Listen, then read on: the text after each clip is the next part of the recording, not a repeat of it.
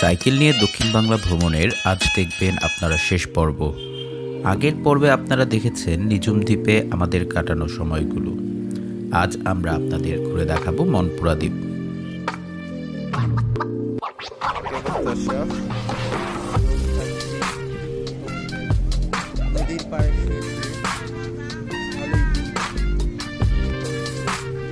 খুব আরাম।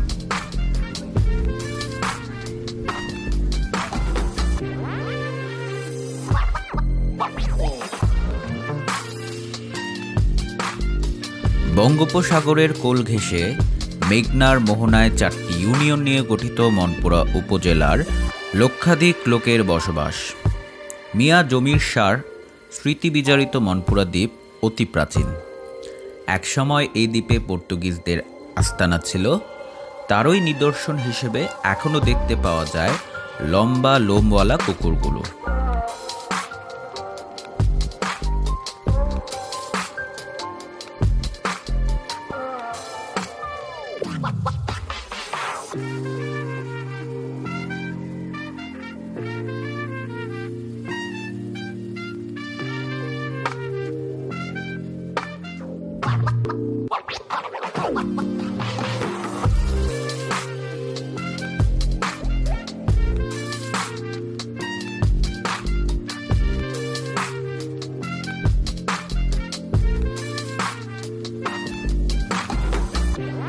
যদিও শীতকাল ছিল, কিন্তু ভর দুপুরে শো শো করে সাইকেল চালাতে গিয়ে যখন গলা শুকিয়ে যায়, ঠিক সেই মুহূর্তেই আমাদের আখন্দা কচি কচি ডাবের সন্ধান পায়।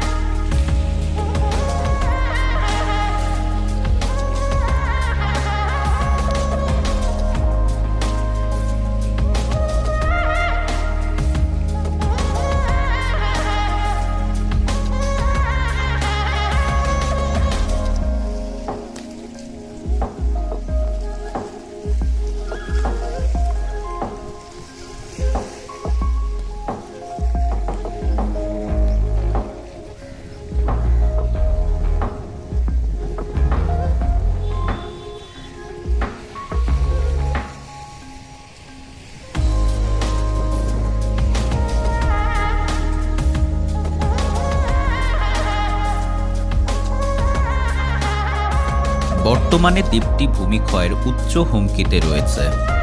বাংলাদেশের বৃহত্তম দ্বীপ ভোলা জেলার মূল ভূখণ্ড থেকে বিচ্ছিন্ন দ্বীপ উপজেলা মনপুরা।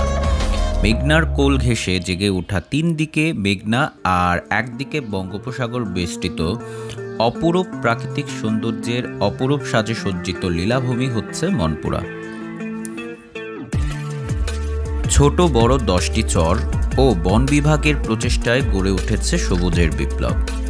মাইলের পর মাইল সবুজ বৃক্ষরাশি বিশাল মনপুরাকে সাজিয়েছে সবুজের সমারোহে। শীত মৌসুমে শত শত পাখির কলকাকলিতে মুখরিত থাকে এই জায়গাটি।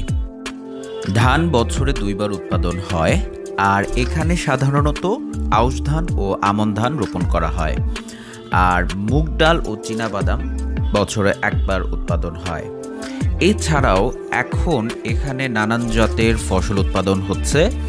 জেলেসহ নানান পেশাজীবী ব্যক্তি রয়েছে যারা তাদের কর্মের মাধ্যমে অর্থনীতির দিক সচল রাখে।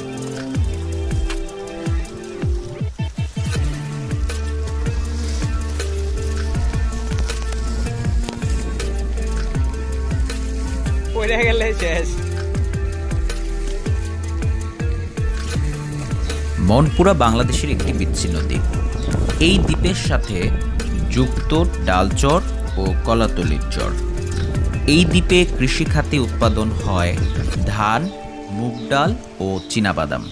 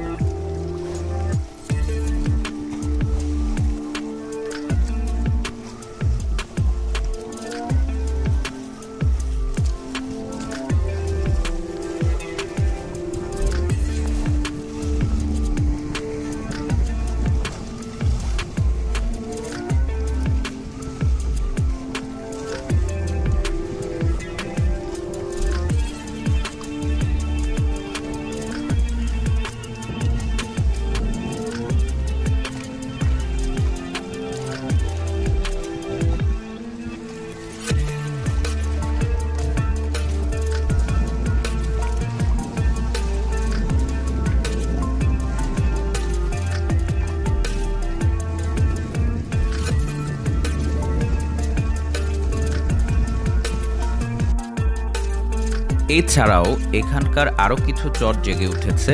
সেগুলো হলো চর তাজাম্বুল, চর পাতালিয়া, চর পিয়াল, চর নিজাম, চর শামসুদ্দিন, লালচর, ডালচর, কলাতলির চর ইত্যাদি। নামগুলো শুনে হয়তো বা মনে হতে পারে যে এগুলো বোধহয় কারো নাম বা চাল ডালের নাম দিয়ে করা হয়েছে। তো এই এক একটা চরের নামের পিছনে আবার এক একটা ইতিহাস আছে।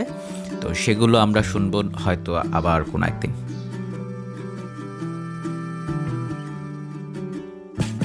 এমন অবাধ হরিণের বিচরণে যে কেউ ভাবতে পারেন এও কি সম্ভব বাংলাদেশে?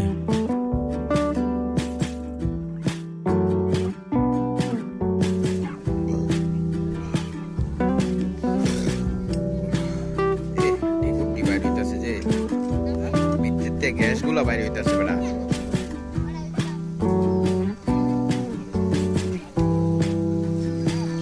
কেমন স্বাদ? এই নাকে ডাবের স্বাদ কেমন? কচি কচি ডাব, মানে যখন পানিটা ঢালো একদম অনেক শ্বাস হয়। ও মাই গড, একটা তো দিন আছে সেই ওরে কষাই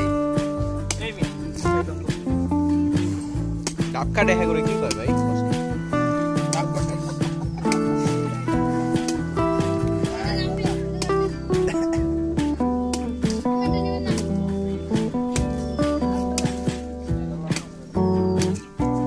দেখুন আমাদের ডাব কষাই কে।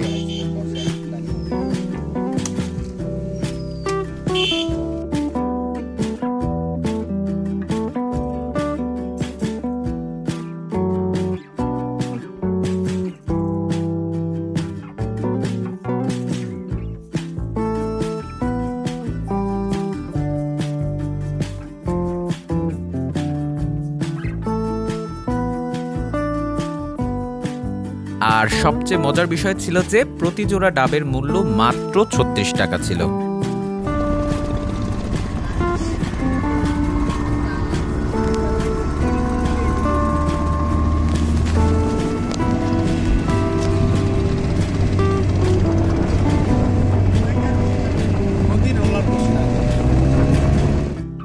কি বলবো দাদা, সবাই ধুমসে ডাব খায় আর এই ডাব খেতে গিয়ে দুপুর একটা লঞ্চ আমরা মিস করি। এরপর ব্যথিত মন নিয়ে চড়ে ফেলি স্পিড বোটে। সাইকেল সহ সবাই স্পিড বোটে উঠা মাত্রই একটা কড়া টান দেয় স্পিড বোট, পুরাই এক টানে ঘাটে। আমাদের মনপুরা থেকে লঞ্চে ওঠার কথা থাকলেও আমরা শেষমেশ ভোলা থেকে লঞ্চে উঠতে পারি। আর এভাবেই শেষ হয় আমাদের সাইকেল নিয়ে দক্ষিণ বাংলা জয়ের গল্প।